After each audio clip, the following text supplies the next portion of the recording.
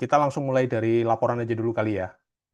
Jadi pada prinsipnya dari aplikasi ini kita bisa melihat apa namanya?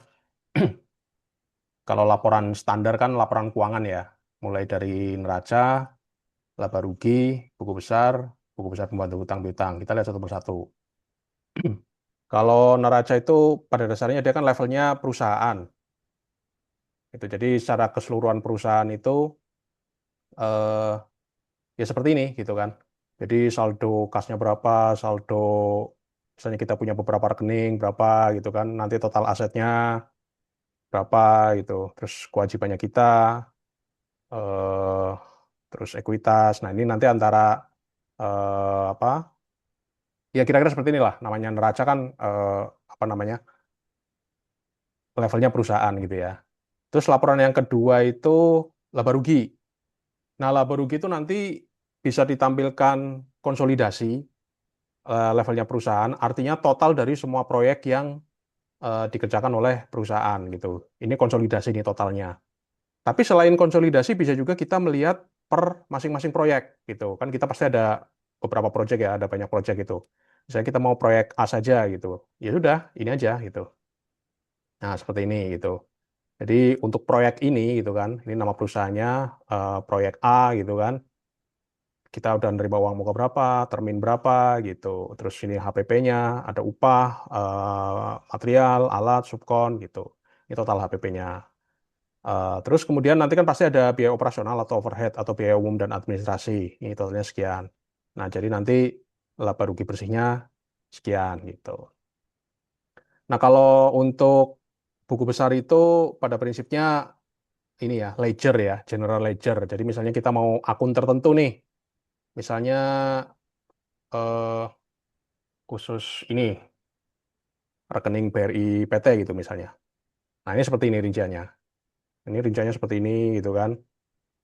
Nah, ini nanti fungsinya buat apa juga? Ini nanti kita bisa untuk ini ya, rekonsiliasi dengan rekening koran.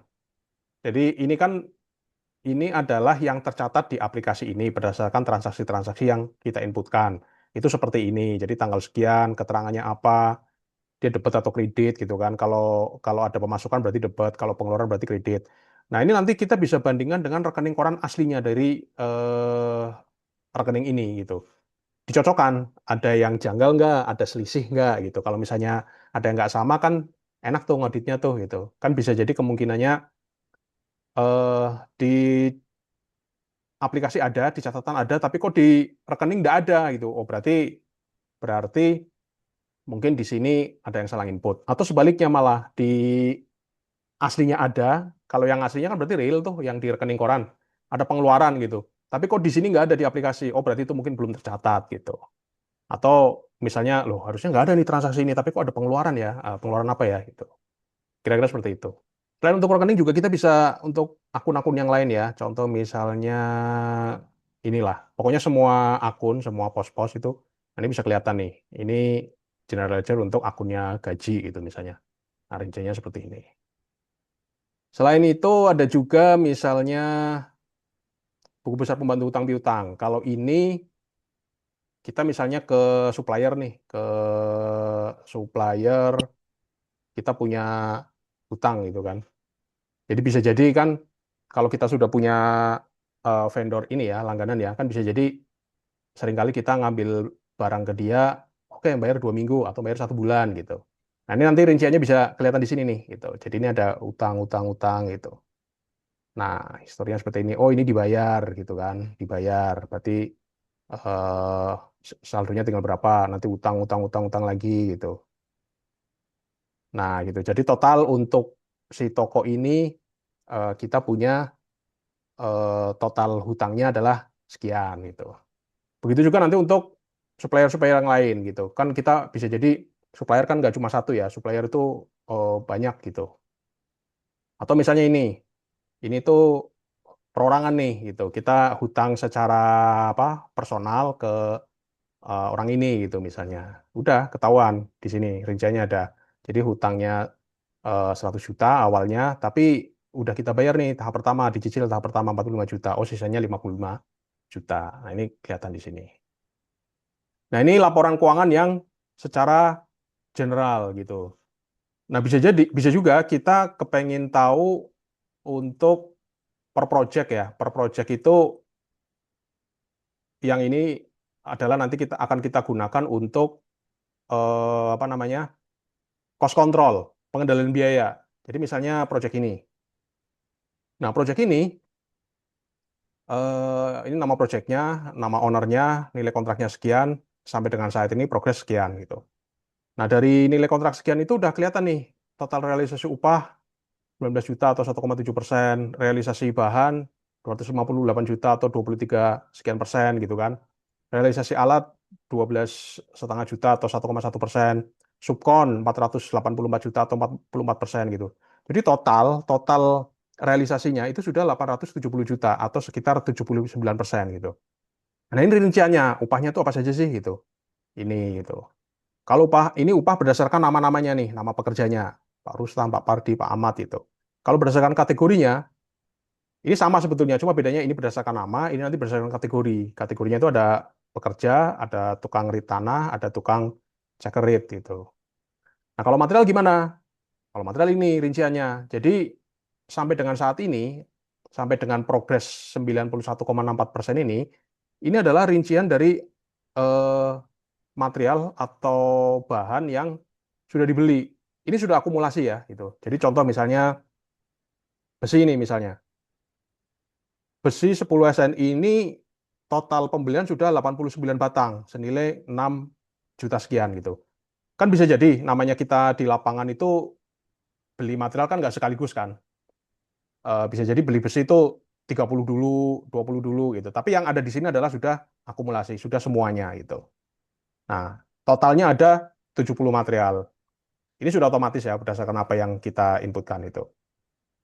Begitu juga dengan Alat nih kita ada sewa stemper satu set 5 juta, sewa konkrit pump 5 hari 7,5 juta gitu.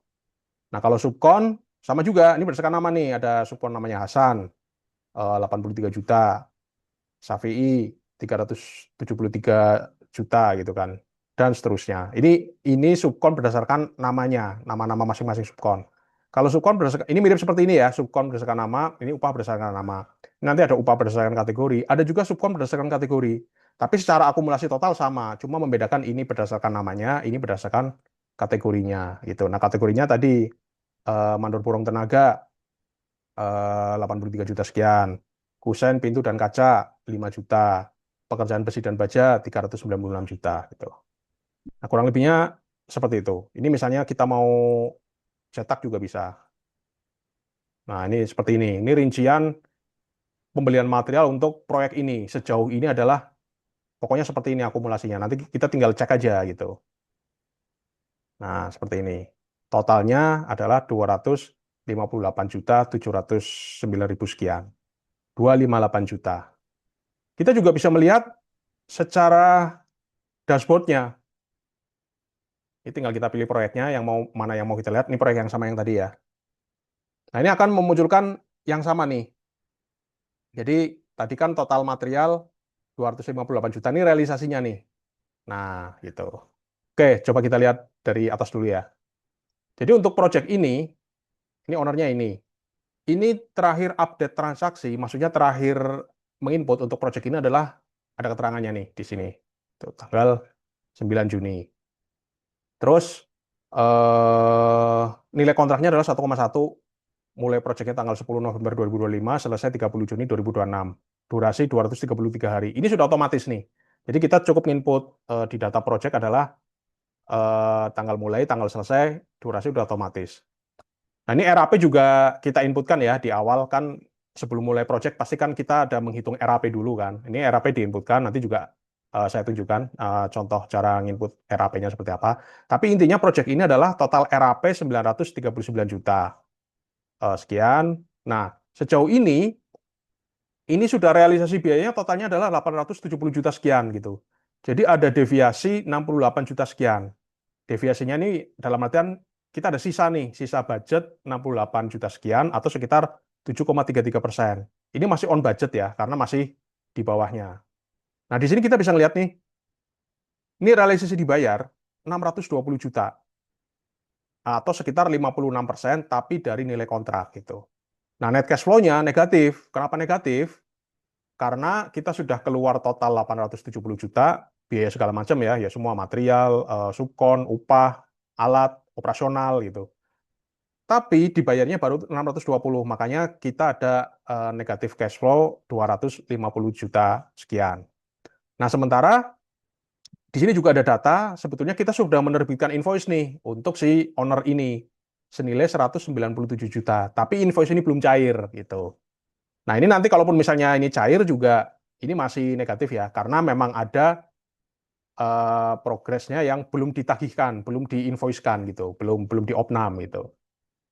Nah, dari sini kita bisa ngelihat progres terakhir di input nih 22 Mei 91,64%, sementara umur project ini sudah 212 hari dari durasi 233 hari atau sudah 90,99%, atau deadline kita tinggal 21 hari. Nah, ini kalau kita mau lihat lebih detailnya, kira-kira seperti ini. Jadi antara budget atau RAP dengan realisasi, ini kira-kira begini dibandingannya. Bahan, RAP-nya ini realisasi masih oke nih, masih under budget. Masih on budget ya, masih di bawah RAP. Begitu juga dengan upah, begitu juga dengan alat. Nah, tapi di sini ketahuan nih, wah subkon itu ternyata lebih tinggi nih dari RAP gitu. Kalau overhead aman. Nah, di sini kelihatan nih, untuk material atau bahan itu RAP-nya 318, sementara realisasinya 258.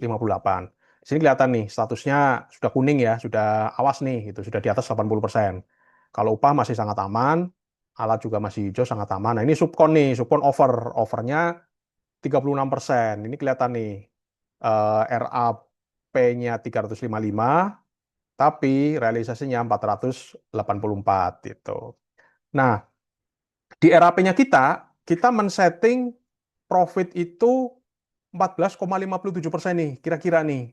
Maksudnya untuk angka realistisnya ya, di RAP kita men-setting 160 juta sekian atau sekitar marginnya 14,57. Nah, per hari ini, maksudnya per hari ini kan belum selesai nih, per progres ini di input masih 91,64%.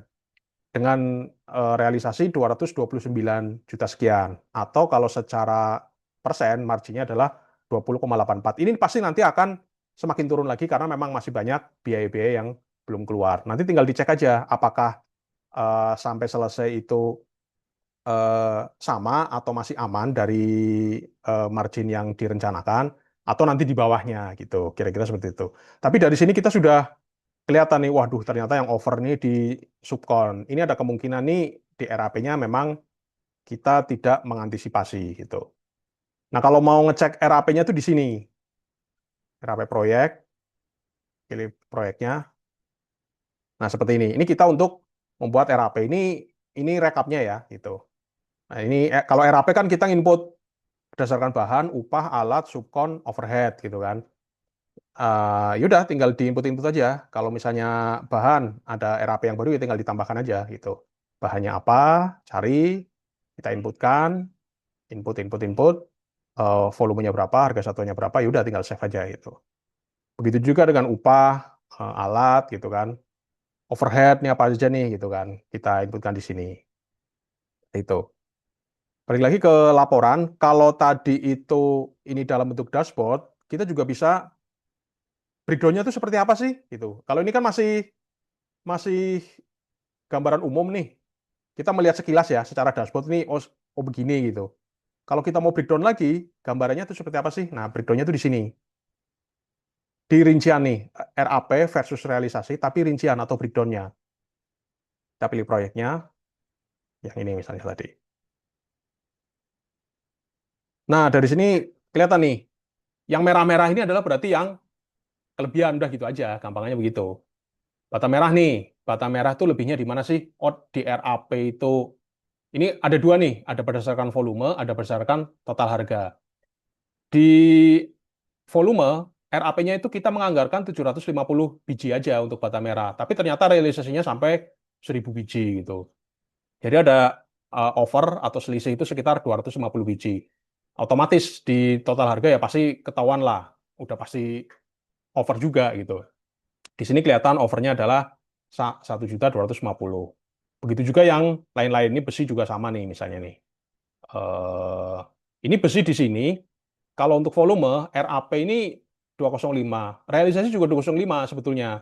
Berarti kan sebetulnya secara volume sesuai nih dengan RAP. Tapi kenapa ini merah gitu? Jadi kan ini selisihnya nol nih, nggak ada masalah. Ternyata selisihnya di harga. Kok ada selisih di realisasi itu selisihnya 1,1 juta.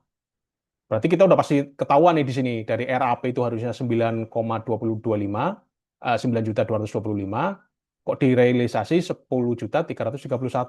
Padahal jumlah barang yang dibeli sama. Berarti ketika eh, proses perjalannya proyek ini pasti ada kenaikan harga satuan gitu. Entah memang kenaikan harga di toko gitu kan atau eskalasi karena nilai tukar apa dolar atau apa gitu. Tapi yang jelas di sini berarti kita lihat jumlah volumenya sama, tapi kok harganya beda. Berarti pasti di sini ada kenaikan harga. Nah, kira-kira seperti itu. Nanti kan tinggal ini aja. Ini memang kita ada banyak yang lebih-lebih juga gitu. Kalau yang nggak merah berarti aman lah. Kalau nggak sesuai ya berarti ada lebih. Ini kira-kira nih keborosan-keborosan di sini masih bisa di-cover nggak dari yang nggak lebih gitu. Karena pada prakteknya juga nanti di proyek kan nggak mungkin 100% akurat ya, nggak mungkin 100% sama. Pasti di satu sisi ada material yang mungkin ternyata kita berlebih, tapi di satu sisi ada yang kurang gitu. Tinggal cek aja, ini material. Nah ini kalau ini upah nih, ini rincian upah nih gitu. Nah pekerja nih, pekerja selisihnya sampai 6 juta. Orang kita di apa namanya RAP-nya 2 juta kok realisasinya sampai 8 juta gitu. Ini juga ada subkon, ini overhead nih. Nah, overhead itu ya kira-kira seperti inilah rinciannya. Oke, ini tadi sudah ya realisasi biaya, laporan keuangan. Kita di sini juga bisa ngecek pembelian material. Kalau tadi itu kan sudah akumulasi ya, akumulasi. Kita misalnya mau ngecek rinciannya itu gimana sih? Kan seperti tadi saya bilang, nggak mungkin kita material langsung beli sekaligus ya. Di awal proyek baru mulai, semen kita langsung beli 500 sak gitu. Besi langsung beli 5.000 batang. Itu kan nggak mungkin kan. Pasti bertahap kan.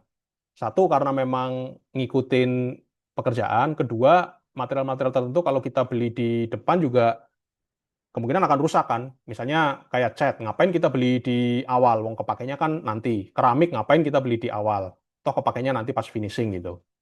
Dan juga pertimbangan cash flow. Nah, ngelihat rincian belanjanya di mana? Di sini. Nah, kalau ini yang ditampilkan di sini adalah total seluruh belanja material untuk semua proyek yang sedang berjalan. Totalnya kurang lebih ada 1.065 transaksi. Ini khusus pembelian material aja. Bisa nggak kita ngecek material untuk proyek tertentu saja? Bisa. Nah, kita bisa memanfaatkan filter.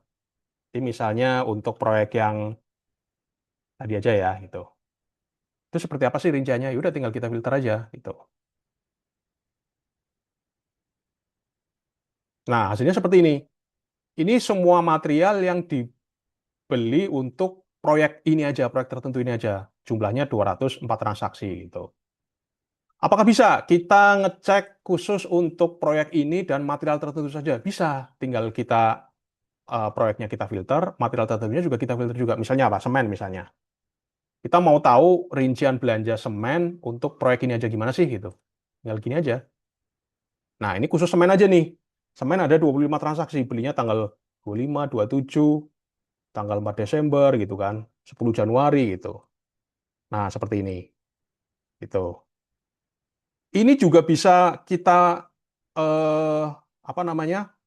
Ngecek untuk ada nggak sih eskalasi harga gitu atau antara toko yang satu dengan toko yang lain ada perbedaan harga nggak gitu. Kita bisa lihat nih historinya di sini. Ini rata-rata semen 60.000 ya per sak. Harga satuan nih, harga satuan 60.000, 60.000, 60.000. Kok di sini ada 65 gitu. Oh, ternyata tokonya beda nih gitu. Tahuan nih 65 tokonya beda. Loh, oh ada lagi nih 70 nih. Padahal tokonya sama. Oh, berarti ini ada kenaikan nih gitu kan. Ini 63 lagi turun lagi gitu. Jadi kita bisa bisa ngecek juga secara historis eh kalau misalnya kok lebih ya gitu ya tadi biaya realisasi dibandingkan RAP. Oh, ternyata memang ada nih harga satuannya naik gitu. Jadi di sini kita juga bisa membandingkan juga di antara toko-toko ini, mana sih kalau untuk semen yang paling murah gitu misalnya. Kira-kira seperti itu. Jadi ini adalah kita bisa memainkan semuanya nih, bisa bisa juga khusus toko tertentu, bisa juga material tertentu, proyek tertentu gitu. Kemudian apa lagi ya? Nah, ini laporan-laporannya kurang lebih seperti ini ya. Stok gudang misalnya. Ini kan kita bisa multi gudang nih, tapi kebetulan ini di contoh ini gudangnya cuma satu. Jadi misalnya kita punya beberapa gudang, nanti bisa bisa ngelihat nih di masing-masing stoknya. Nah, kita bisa ngelihatnya di sini. Ini jenis laporannya nanti ada rekap semua material atau rincian mutasi per material. Kita coba rekap semua material dulu. Nah, ini seperti ini. Jadi untuk gudang ini per tanggal hari ini, itu kan, untuk gudang di pusat ini, kita ada kayak gini nih, bata ringan masuk 104 keluar 104 berarti stoknya kosong. Itu. Udah terus gitu. Udah seperti ini. Jadi sejauh ini kita di gudang ini materialnya adalah ini dengan stok kurang lebih seperti ini. Itu. Bata ringan stok nol gitu ya. Kita coba cek aja nanti. Besi, besi 10 stoknya 179. Nah, ini kaitannya sama apa? Stok-stok ini sudah ngelink juga dengan misalnya eh, sekalian ya, ini kan laporan kita kurang lebih gambarnya seperti itu. Sekalian aja kita nyoba menginput kalau transaksinya itu seperti apa sih gitu. Jadi di proyek itu kan intinya cuma ada dua ya, ada penerimaan sama ada pengeluaran. Penerimaan itu ya tentunya apa namanya kita dibayar nih sama owner gitu. Nah, tapi kita coba coba contohkan untuk di pengeluaran dulu. Pengeluaran itu kan hari-hari nanti pasti di biaya proyek ya. Kalau yang lain-lain oke lah ada, tapi jarang. Yang sering kan di biaya proyek. Proyek itu kan biayanya nggak jauh-jauh dari bayar pekerja, beli material, sewa alat, bayar subkon, atau biaya umum, atau overhead, biaya operasional gitu. Coba kita beli material dulu. Pilih proyeknya, proyek yang tadi ya. Nah, ini ketika si proyek ini mau pakai material, kita bisa ada dua opsi nih. Apakah akan ngambil dari gudang, atau kita beli dari toko, atau dari supplier, atau dari vendor, tapi langsung diantar ke proyek ini. Misalnya untuk opsi dari gudang dulu. Gitu. Nah, kebetulan gudangnya cuma satu, jadi ini nggak bisa dipilih ya. Tapi kalau gudangnya ada banyak, kita nanti bisa pilih gitu. Nah, materialnya apa? Tadi besi 10 SNI. Nah, 109 sama dengan stok tadi tuh. Jadi nanti begitu kita ngambil di sini, otomatis akan mengurangi stok gitu. Tapi kalau misalnya materialnya bata ringan, tadi kan kosong tuh bata ringan. Sama juga di sini kosong. Ini pasti nggak bisa kita input karena stoknya kosong gitu. Ini kalau kita opsi dari gudang. Kalau opsi kita beli dari toko, ya udah tinggal pilih tokonya. Ini misalnya. Belinya ini misalnya. Ini bukan baja ringan, bata ringan itu misalnya. Misalnya bata ringan kita mau beli 30 kubik. Harga satuannya per kubik misalnya 850.000. Nah, ini nanti akan ada opsi kita beli ke toko ini itu bayar tunai kah? Itu. Kalau bayar tunai artinya dibayar lunas gitu ya. Beli cash, kita nanti akan ada opsi ini eh, dengan, dengan uang tunai atau ditransfer dari rekening gitu. Tinggal kita pilih aja rekeningnya yang mana. Ini udah otomatis juga kas nih kita punya saldo 13 juta sekian. Kalau BRI-nya yang PT 210 juta gitu. Udah, tinggal save. Berarti nanti akan otomatis mengurangi saldonya si ini. Tapi bisa jadi juga namanya kita vendor langganan, kan kita nggak beli tunai juga bisa, tapi berhutang gitu. Ya sudah, kalau berhutang, jatuh temponya kira-kira kita dikasih waktu berapa lama nih? Seminggu kah? 2 minggu? 1 bulan gitu. Ya udah, tinggal pilih aja tanggalnya gitu. Ini nanti kalau misalnya ini sudah otomatis nih, begitu kita inputkan hutang, ya sudah otomatis tercatat sebagai hutang untuk si toko atau supplier ini gitu. Itu nanti seperti tadi sudah saya contohkan ya di buku besar pembantu hutang piutang itu sudah otomatis tercatat seperti itu. Nah, kurang lebih begitu. Eh, Semua saling terkait ya. Nah, bisa jadi misalnya ini sama lah ya pada prinsipnya upah, sewa alat, subkon ini prinsipnya sama. Saya mau menekankan di ini aja contoh di biaya umum. Biaya umum atau biaya operasional. Biaya operasional itu kan kayak kita apa kegiatan yang menunjang proyek ya, meskipun itu bukan biaya langsung gitu. Jadi misalnya kayak gaji karyawan gitu kan, kayak misalnya transportasi, beli bensin, sewa mobil, sewa mes, bayar kos dan seterusnya, makan pekerja dan seterusnya. Nah, biaya umum ini nanti akan ada dua opsi nih, akan dibebankan ke kantor pusat atau akan dibebankan ke proyek gitu. Dibebankan ke kantor pusat misalnya apa? Kalau memang karyawannya itu adalah karyawan tetap, pasti dibebankan ke kantor pusat gitu kan. Atau misalnya operasional tapi memang untuk kantor pusat. Contoh misalnya di kantor pusat itu kan pasti kita ada bayar listrik, bayar air gitu kan misalnya. Listrik dan air gitu misalnya, tapi dibebankan ke kantor pusat. Tapi bisa jadi juga dibebankan ke proyek. Kenapa? Ya kayak misalnya kita di proyek kan punya kantor, punya bedeng untuk karyawan, sorry, untuk pekerja. Ya ini kan pasti ada kita mengeluarkan biaya untuk listrik, untuk air gitu. Atau misalnya gaji. Gaji, tapi ini bukan karyawan tetapnya kita. Dia dikontrak hanya sepanjang proyek ini aja. Contohnya misalnya apa? Tenaga security misalnya. Atau drafter atau pengawas yang kita kontrak hanya misalnya 8 bulan sepanjang proyek ini ada. Nanti begitu proyek ini selesai ya sudah.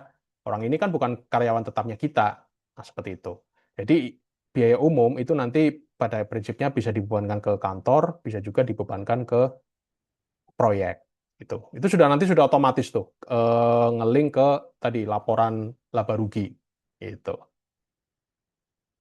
Kalau penerimaan sama ya, pembayaran dari ini contoh misalnya kita menerima pembayaran dari si owner. Nah, ini tinggal kita pilih aja. Ini kita dibayar untuk proyek yang mana nih? Kan kita proyek banyak ya. Proyek yang mana? Anggap yang ini misalnya. Terus dibayarin untuk apa nih? Tinggal pilih aja jenisnya. Kan kalau nggak DP, kan termin gitu kan. Itu aja. Gitu. Nah, ini misalnya termin nih. Anggaplah nominalnya misalnya 200 juta.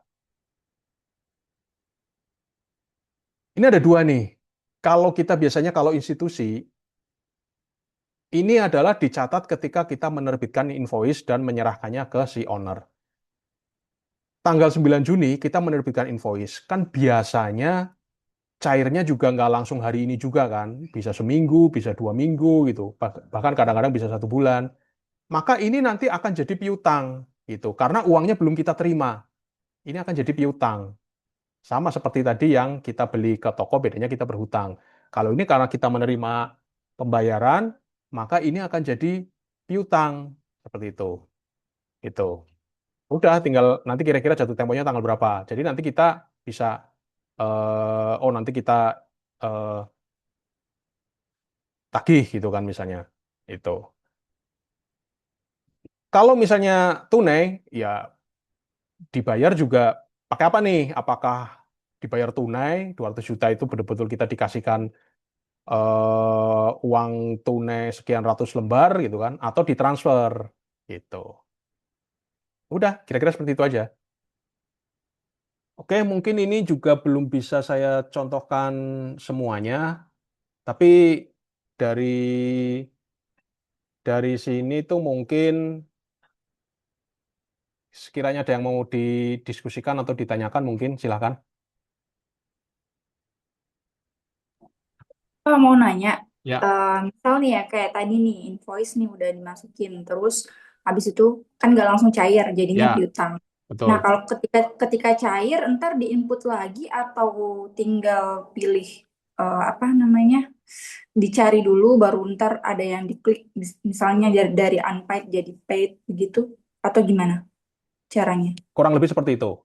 Jadi contohnya begini, kan kalau piutang dibayar, kan berarti piutang dibayar ya. Kan itu kan sama aja Iya, penerimaan kan berarti kan. Kita tinggal pilih aja nih iya. menunya di piutang dibayar gitu. Nah, kita Gitu. tinggal langsung pilih aja nih.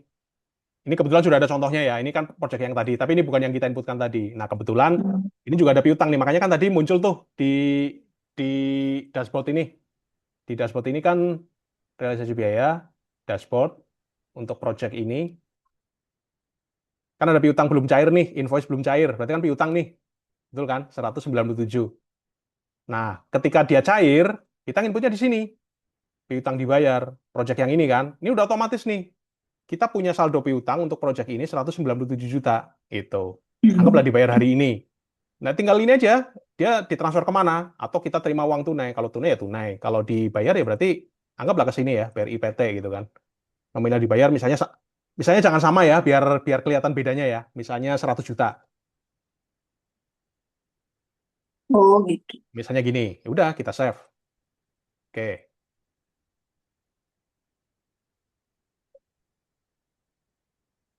Nah, ini sisanya tinggal 97 nih. Sisanya tinggal 97. Coba kita cek di realisasi biaya dashboard. Ini juga otomatis nih, tinggal 97. Gitu. Gitu ya. Iya. Kira-kira seperti itu kalau inputnya Kalau tadi. yang hutang berarti di transaksi hutang ya tadi. Sama, betul. Kalau hutang kan berarti misalnya kita bayar hutang ya ke vendor ya. Iya. Ya, sama. Berarti berarti bedanya gini, kalau piutang kan kita penerimaan. Namanya kita bayar hutang berarti kan pengeluaran. Ya udah, tinggal bayar hutang. Tinggal kita cek aja ini toko Dwi misalnya. Udah segini. Nah, kita mau bayar berapa nih kan kadang-kadang nggak langsung dibayar semuanya juga kan gitu. Bisa juga dibayar lunas, bisa juga misalnya bayar 50 dulu gitu kan bisa juga. Prinsipnya sama gitu.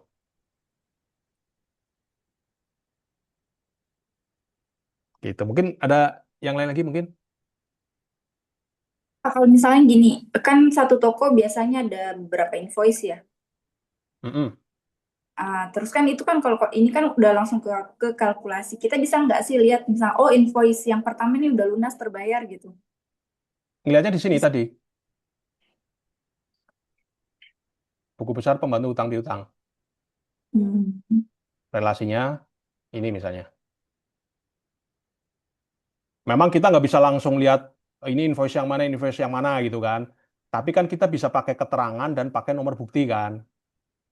Bisa Oh, pakai keterangan dan nomor bukti. Misalnya ini invoice nomor sekian-sekian. Nanti pas kita bayar, kan bayar hutangnya nih. Di sini juga kita, nomor buktinya juga disamain gitu. Supaya kita ngelihat, oh ini bayar untuk yang ini gitu. Karena kan kalau ini kan bisa jadi transaksinya lebih dari satu nih. Nota nota satu, nota dua, nota tiga kan bisa jadi begitu kan. Tuh, iya.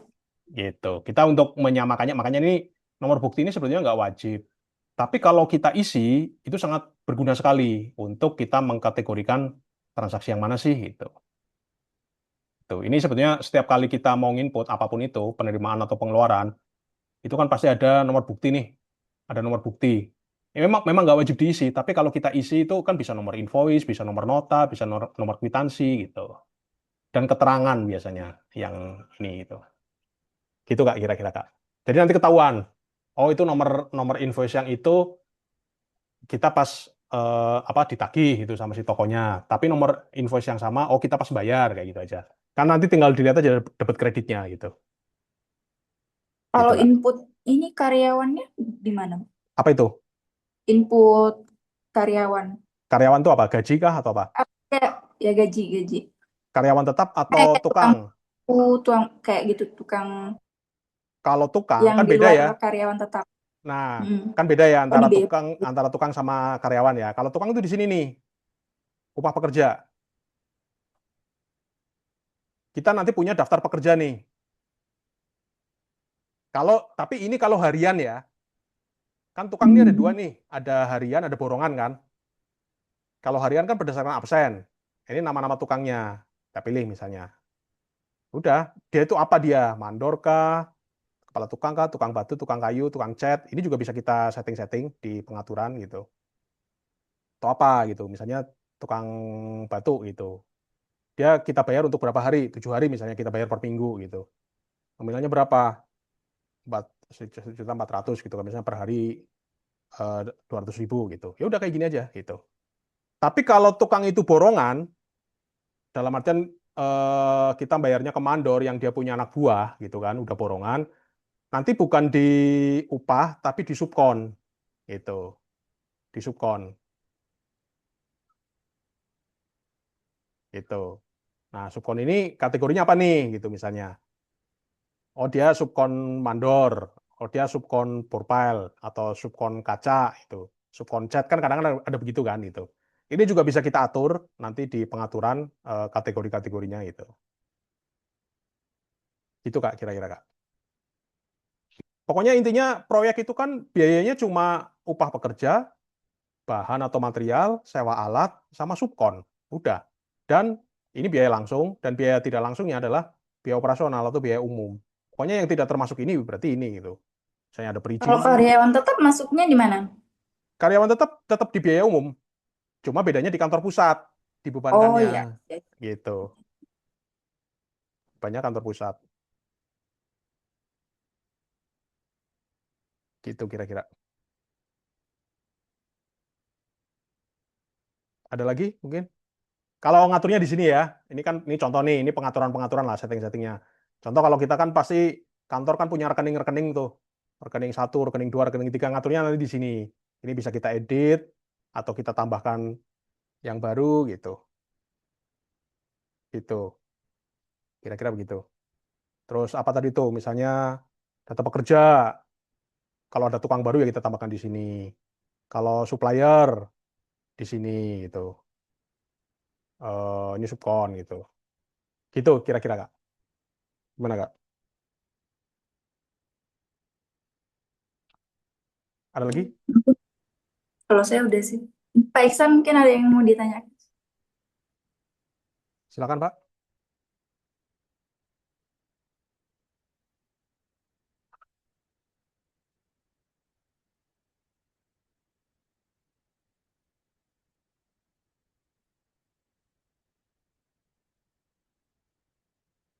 Mungkin gambarannya sudah cukup ini ya Kak ya, karena memang secara prinsip, ya semuanya belum saya tunjukkan sih, tapi secara prinsip sama lah semuanya itu.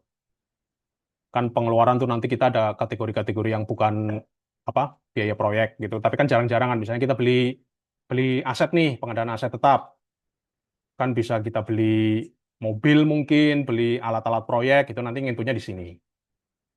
Tuh, inputnya di pengeluaran, tapi pengadaan aset tetap. Kan aset tetap juga nanti ada penyusutan, inputnya di sini. Kalau aset tetap itu kita jual atau rusak, nggak bisa dipakai lagi, nanti penghapusan aset tetap. Gitu. Nah, laporannya itu nanti kelihatan di sini nih. Ini aset-aset tetap yang kita punya nih, peralatan proyek, genset, gitu kan. Kira-kira beginilah. Nah, ini. Jadi, peralatan proyek, genset, kita punya satu, gitu kan. Gergaji punya satu. Nah, ini rinciannya nih, genset, gergaji, mobil. Mobil ini kategorinya kendaraan, gitu kan. Sepeda motor juga kategorinya kendaraan, gitu. Itulah kira-kira. Ini nilai bukunya sekarang gitu. Ini karena belum ada penyusutan. Nanti kalau ada penyusutan ya ini pasti nilai bukunya otomatis apa nongol di sini. Tuh. Ini kita awalnya punya mobil nih, tapi sudah nggak ada gitu kan. Nilai perolehan nol, penyusutan nol, nilai buku juga nol. Kenapa statusnya? Oh dijual sudah, gaji hilang gitu. Ini kan sering kali kita beli aset tapi kalau dia hilang atau dijual atau apa kita nggak nggak apa ya nggak dicatatkan nanti di neracanya masih ada gitu. Padahal barangnya sudah tidak ada nilai bukunya sama sekali. Gitu. Kurang lebih begitu. Kak, Berarti nanti endingnya, maksudnya ini kan bisa apa? Reportnya kan langsung laporan keuangan